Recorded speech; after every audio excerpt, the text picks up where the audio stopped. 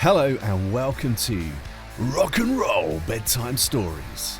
And today is a special reading of one of my favourite books. It's a special for World Book Day, and I'm going to be reading Mr. Wolf and the Enormous Turnip by Jan Fearnley.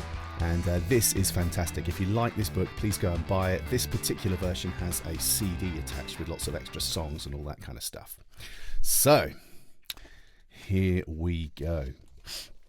One day, Mr. Wolf found a most peculiar thing in his garden.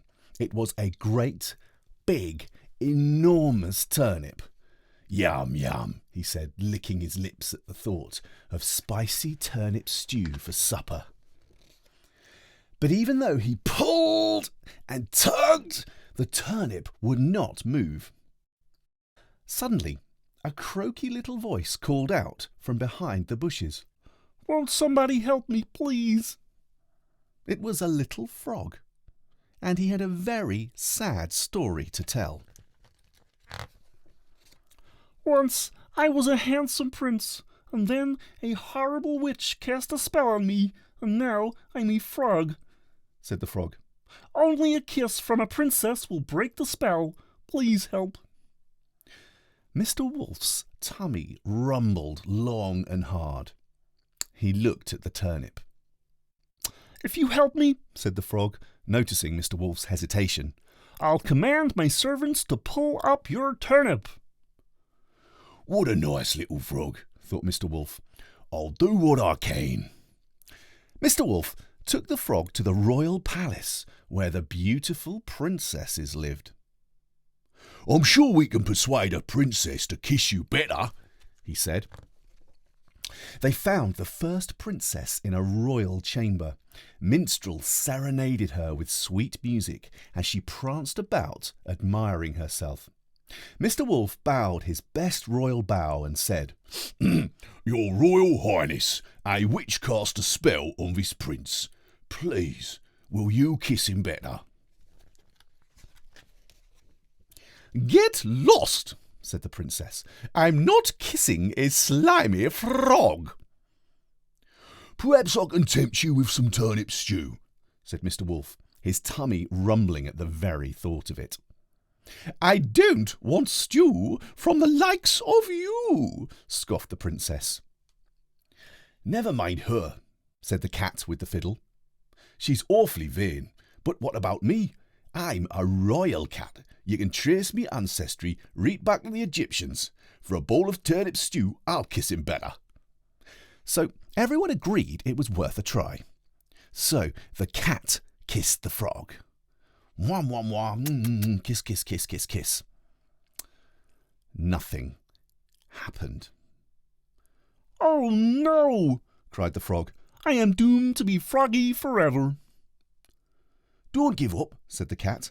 "She's not our only princess. Follow me." The second princess was relaxing in the palace gardens. Mr. Wolf bowed his best royal bow. "Your Royal Highness," he said, "a cruel witch cast a spell on this handsome prince. Please, please, will you kiss him better?" He'll give you some of his turnip stew," added the frog. "Can't you see I'm busy?"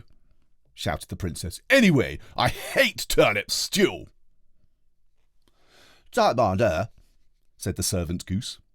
"She's very lazy. But how about me? I'm a royal goose. I can lay golden eggs. For a bowl of turnip stew, I'll kiss him." So the goose kissed the frog. Wham, wham, wham. Kiss, kiss, kiss, kiss, kiss. And absolutely nothing happened. The frog was very upset. "Cheer up," said the goose. "Follow me to the royal garage." But the garage was cold and grimy and quite empty except for a girl in overalls tinkering with a car. "This is no place to find a princess," grumbled the frog. Mr. Wolf's tummy rumbled. He looked closely at the girl.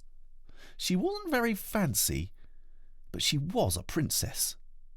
Mr. Wolf bowed his best royal bow, he was getting rather good at it now, and said, "Your Royal Highness, a nasty wicked witch cast a spell on this delightful, charming prince. Please, please, please kiss him better." The princess blew her nose on an oily rag.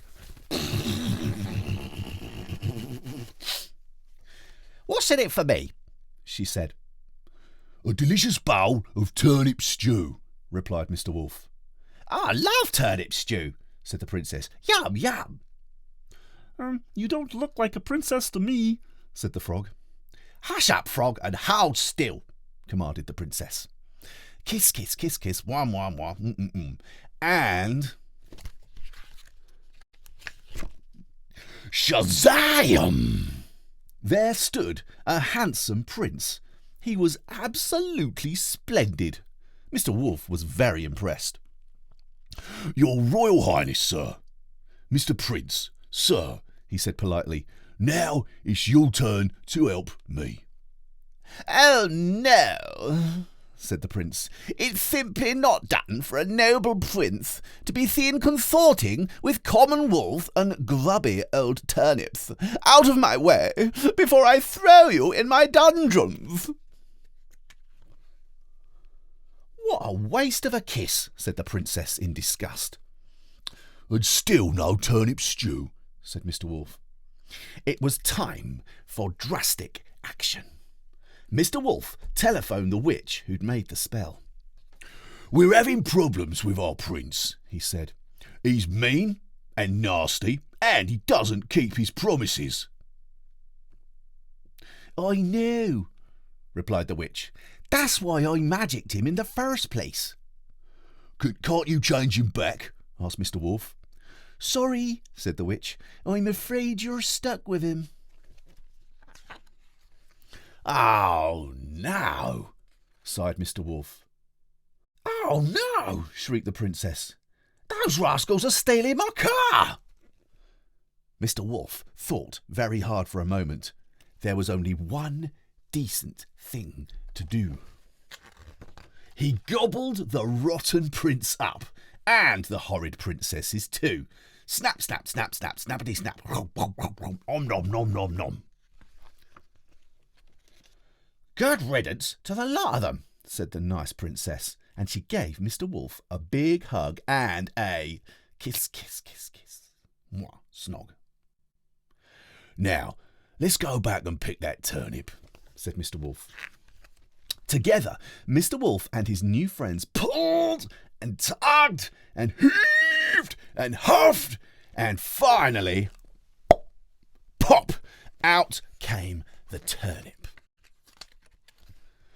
There was plenty of spicy stew for everyone, and even though he'd already had a right royal feast, Mr. Wolf had an extra big helping.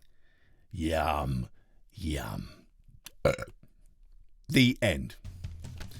Well, I hope you enjoy Mr. Wolf and the Enormous Turnip. It's a fantastic book by Jan Fearnley.